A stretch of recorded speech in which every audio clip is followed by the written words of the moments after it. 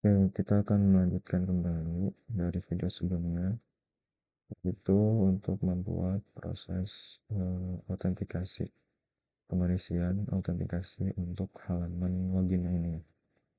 Jadi kita akan menambahkan settingan untuk bagian email dan password ini. Sebelumnya kita bisa aktifkan dulu ya, atau start dulu di bagian aktifnya ini untuk bagian database MySQL ini. Bisa start dulu.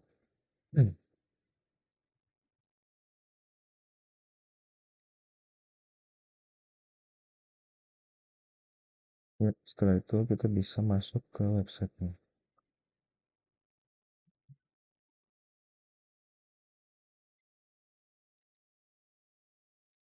PHP My Admin. Kita masuk ke bagian PHP-nya. Ya,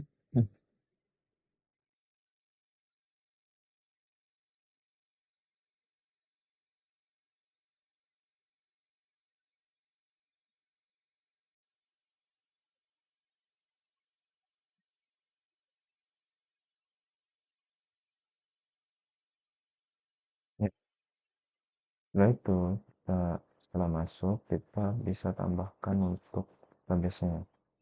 Di bagian new ini bisa pencet aja. Lalu di bagian tulisan database name ini kita akan isikan dengan nama filenya aja yang tadi ya, yaitu db database underscore si kampus ini. Lalu kita pencet create sini.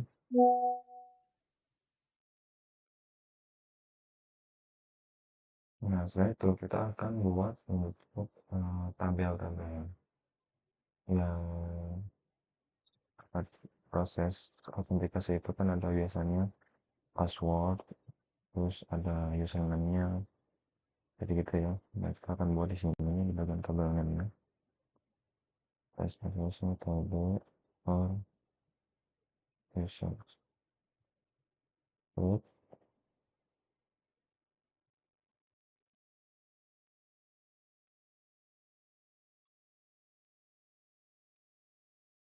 nah, sini kita akan menambahkan untuk settingan bagian login tadi. Untuk pertama ini kita akan masukkan untuk primary key-nya ID. Nah, karena nilainya dia akan bertambah terus, jadi kita akan centang bagian auto increment-nya ini. Untuk tipenya integer aja. Nah, untuk yang panjang ID-nya, digitnya kita ubah aja jadi 5 aja. 5 itu artinya dia bisa sampai 999.115 gitu. Nah, setelah ID kita akan tambahkan untuk yang nama sini.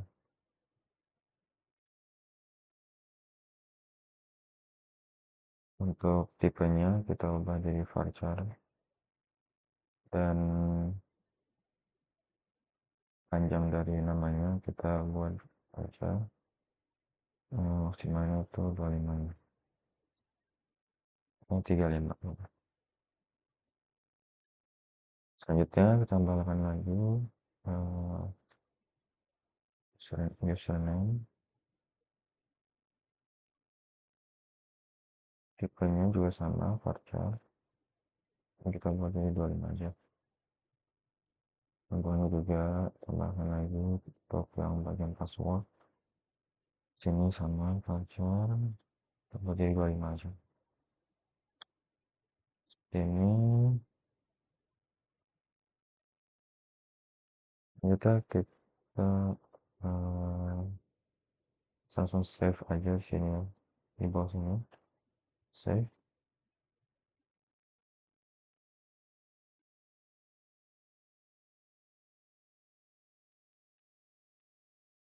lihat ke yang bagian tab user ini. Nah, dia sudah masuk ya. ID-nya, name-nya, username, dan passwordnya. Ya, kita akan selanjutnya akan menambahkan data ya. Untuk menambahkan data, kita akan pergi ke bagian menu yang SQL ini. Nah, di sini kita akan kita insert ini. Nah, di sini kan udah ada sebagiannya. ID, name, username, dan password. Nah, untuk bagian nilainya ini, bagian data nilainya ini kita akan ganti. Kita akan isikan untuk yang ID-nya. ID-nya kita isikan salah satu. Dan untuk yang name-nya, kita isikan saja di sini coba ya. Lalu username-nya, admin,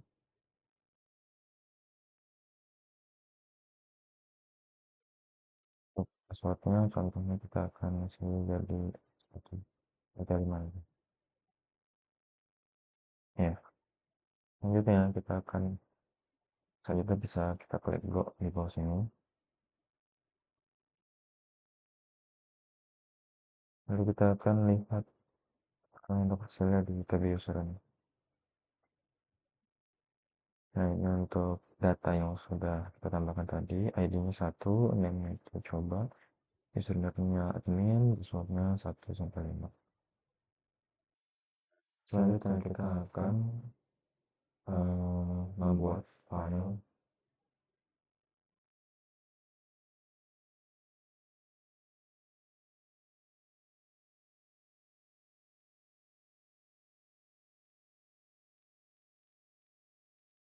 untuk koneksi PHP-nya.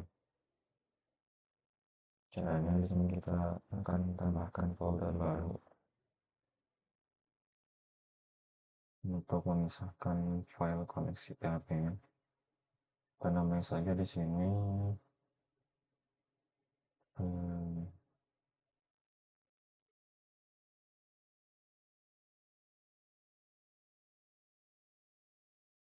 dan seperti yang aja dulu ya. Lalu dalamnya kita tambahkan untuk filenya.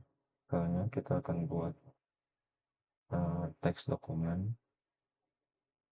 Lalu nama filenya kita ubah jadi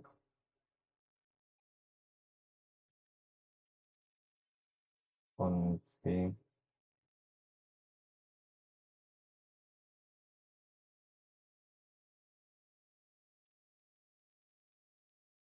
config.php. Ini. Lalu nama foldernya kita namanya saja jadi singkatan config. Jadi config ini aja. Nah, setelah itu kita buka file yang di dalamnya yang config.php ini. Kita akan beralih ke text editor Visual Studio Code ya. Nah, selanjutnya kita bisa tuliskan untuk menambahkan variabel ya.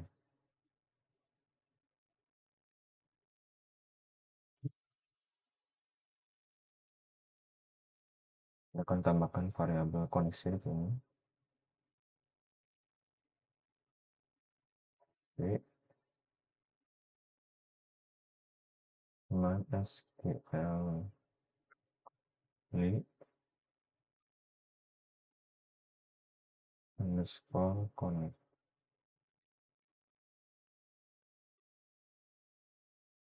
Nah, di sini kita akan tambahkan untuk bagian hostnya ya. Jadi yang data tadi kita itu akan tambahkan di sini. Dan urutannya ini harus sesuai ya. Karena kalau nggak sesuai dia akan error. Jadi yang pertama kita tambahkan dulu untuk hostnya. Nah, untuk host di sini untuk host di sini kita tambahkan yang yang localhost.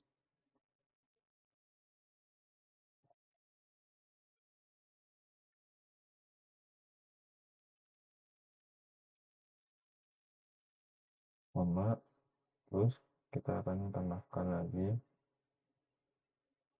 untuk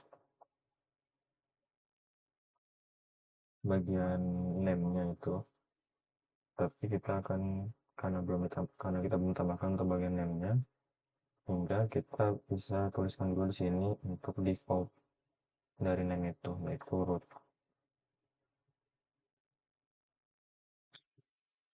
Selanjutnya kita tambahkan dan di sini bagian ini bagian password, tapi kita tidak masukkan dulu karena kita memang belum kita tambahkan. Lewati dulu, kita kosongin dulu.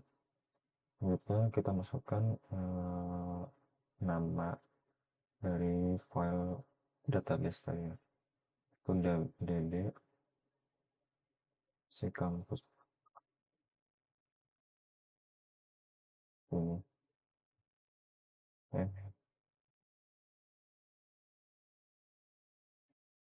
si kampus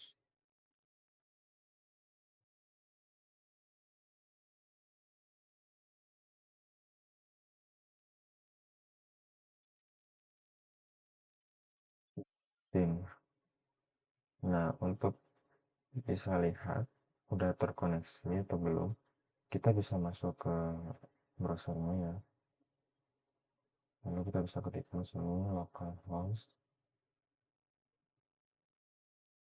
si kampus slash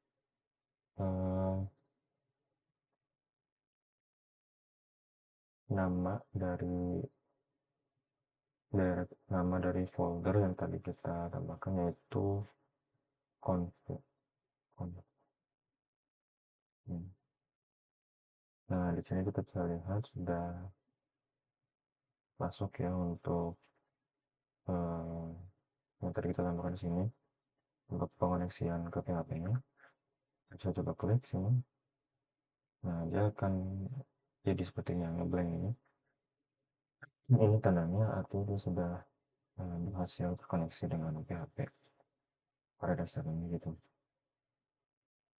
Nah, untuk selanjutnya,